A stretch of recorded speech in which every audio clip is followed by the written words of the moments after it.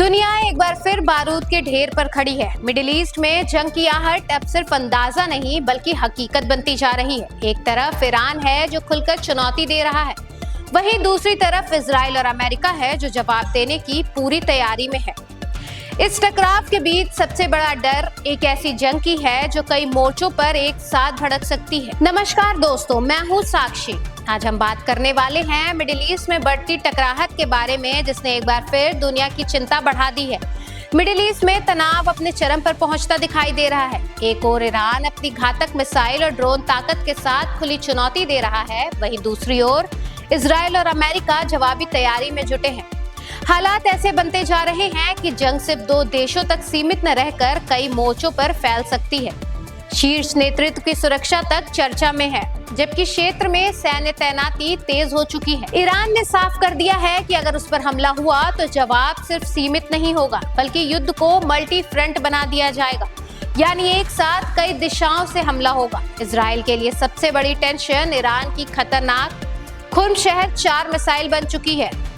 2000 kilometre की range, 1500 kilometre तक warhead ले जाने की क्षमता और इतनी सटीक कि अपने टारगेट से सिर्फ 30 मीटर के दायरे में गिरती है। टर्मिनल स्टेज में इसकी रफ्तार करीब 20,000 किलोमीटर प्रति घंटा पहुंचती है। मतलब इजराइल के किसी भी मिसाइल डिफेंस सिस्टम के लिए इसे रोकना बेहद मुश्किल हो सकता है। इसके साथ ही ईरान अपने लेटेस्ट शहीद 136B ड्रोन को भी युद्ध में उतारने की तैयारी में है। ये ड्रोन सिर्फ ड्रोन नहीं बल्कि उड़ने वाला गाइडेड बम है जो सीधे टारगेट पर जाकर तबाही मचा सकती है। हथियारों की ताकत में ईरान और इजराइल लगभग बराबरी पर नजर आते हैं, लेकिन जैसे ही अमेरिका मैदान में उतरता है तस्वीर बदल जाती है।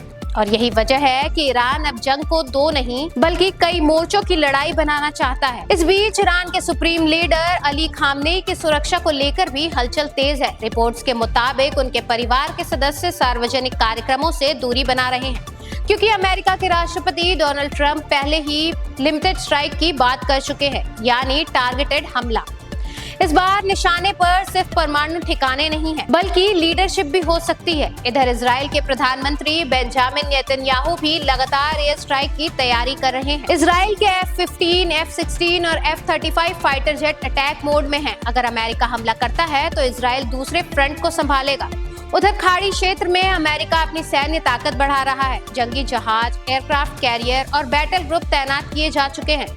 पेंटागन ने अलर्ट जारी कर दिया है कि ईरान किसी भी वक्त अपने मिसाइल सिस्टम से जवाब दे सकता है। रिपोर्ट्स के मुताबिक खाड़ी में मौजूद अमेरिकी बेस पर तैनात हजारों सैनिक खतरे में हैं, यानी अब सिर्फ बयानबाजी नहीं बल्कि असली टकराव की तैयारी शुरू हो चुकी है। इजराइल में हुए एक सर्वे में भी चौंका देने वाला रुख सामने आया है। करीब 59% लोग अमेरिका के साथ युद्ध में शामिल होने के पक्ष में हैं। इसका मतलब साफ है कि अगर हमला हुआ तो सिर्फ एक देश दूसरे देश की लड़ाई नहीं होगी बल्कि पूरा क्षेत्र युद्ध में घिर सकता है। और अगर इसमें यूरोपीय ताकतें भी शामिल हो गई तो ये टकराव तीसरे विश्व युद्ध की चिंगारी बन सकता है। अब सवाल ये है कि क्या ये सिर्फ ताकत का प्रदर्शन है या सच में दुनिया एक और बड़े युद्ध के मुआयने पर खड़ी है।